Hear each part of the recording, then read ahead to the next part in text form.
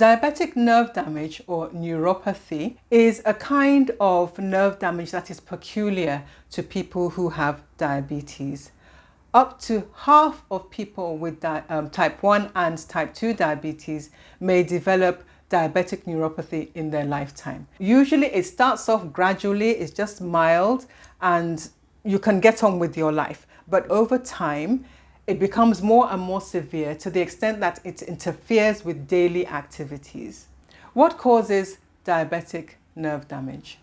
Diabetes is characterized by high blood sugar, and this high blood sugar is extremely toxic to the nerves. So that persistent high blood sugar damages the nerves and they start misfiring. Now, another thing is that the high blood sugar also damages the blood vessels, and it's the blood vessels that carry nutrients to the nerves. When the nerves can't get enough nutrients, they become essentially malnourished.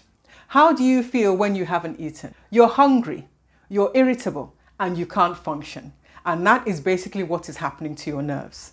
There are different types of diabetic nerve damage or neuropathy. Peripheral neuropathy is the most common. It especially affects the feet, but also affects the hands as well sometimes.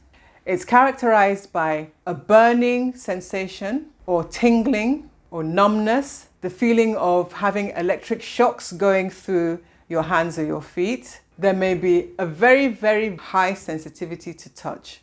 And these symptoms of peripheral neuropathy tend to be worse at night. Autonomic neuropathy affects the internal organs like the heart, the stomach, the intestines, and the sex organs. Damage to nerves in this area may cause loss of appetite, difficulty in swallowing, nausea, vomiting, constipation, diarrhea, and fecal incontinence. There may be persistent fast heartbeat, dizziness on changing position or standing up, what's known as postural hypertension. There may also be problems with urination. Proximal neuropathy affects the nerves in the buttocks and the legs, and this may cause muscle wasting, weakness, pain, and difficulty in standing up. Mononeuropathy affects just one nerve, so there may be seemingly bizarre symptoms like aching behind one eye, double vision, or weakness in the hands, paralysis of one side of the face. So what are the risk factors for developing diabetic nerve damage? Having persistent high blood sugar. The longer your blood sugar has been high, the longer you've been diabetic, the greater the chance that you will develop nerve damage. If you have kidney disease, then you're more likely to have nerve damage. If you're overweight, the same applies. If you drink a lot of alcohol, then there's an increased risk of developing nerve damage. If you smoke, your risk is increased. If you have high blood pressure or high cholesterol, then you are at higher risk. The complications of diabetic nerve damage sometimes can be worse than the nerve damage itself. There may be falls, and sometimes these falls can be fatal. There may be amputation of a toe or a foot. There may be urinary incontinence and urinary tract infections. There may be sexual problems with arousal and erectile dysfunction.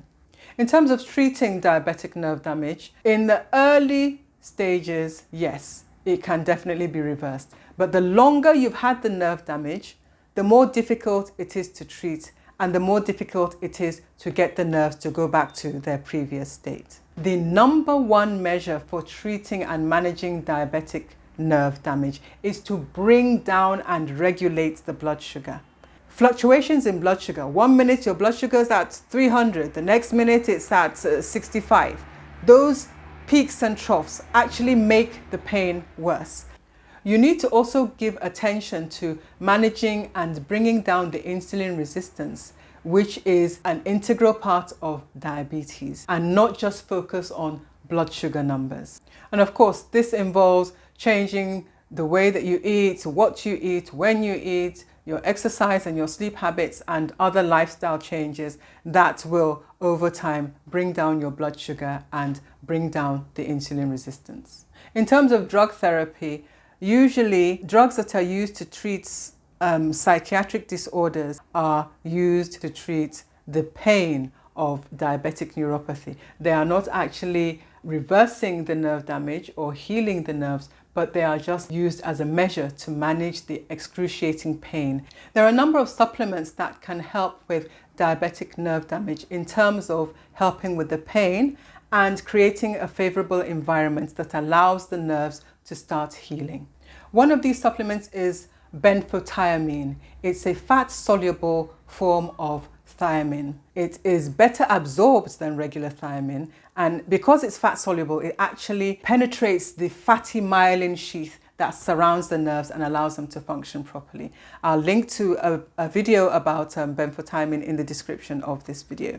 Another B vitamin that's useful is vitamin B12, also known as cobalamin. Now, the form that you might prefer to take is methylcobalamin. That's the methylated form, which is better absorbed in some people and can actually be utilized better than regular cobalamin.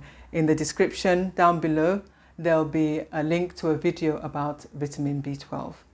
There's another group of supplements that can be useful in managing nerve pain and nerve damage, and those are the antioxidants. In particular, I'll mention two.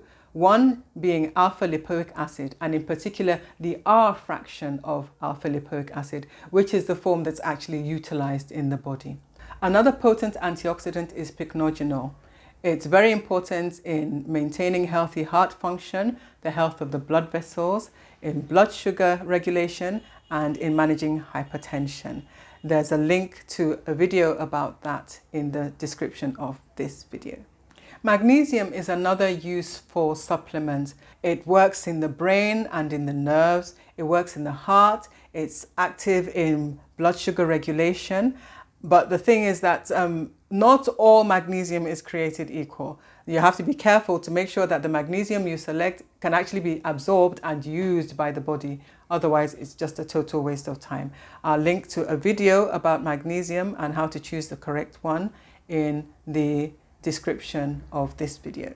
Another useful substance you may like to investigate is acetyl L-carnitine. Acetyl L-carnitine is fat soluble, so it's well absorbed, and once again, because of that fat solubility, it concentrates in the fatty myelin sheath of the nerves, so it penetrates very well and it can help with nerve pain and nerve damage. Once again, in the description of this video, there's a link to a video about acetyl L-carnitine. All these supplements I've mentioned all work in slightly different ways to help with the pain and to create an environment that will allow the nerves to heal.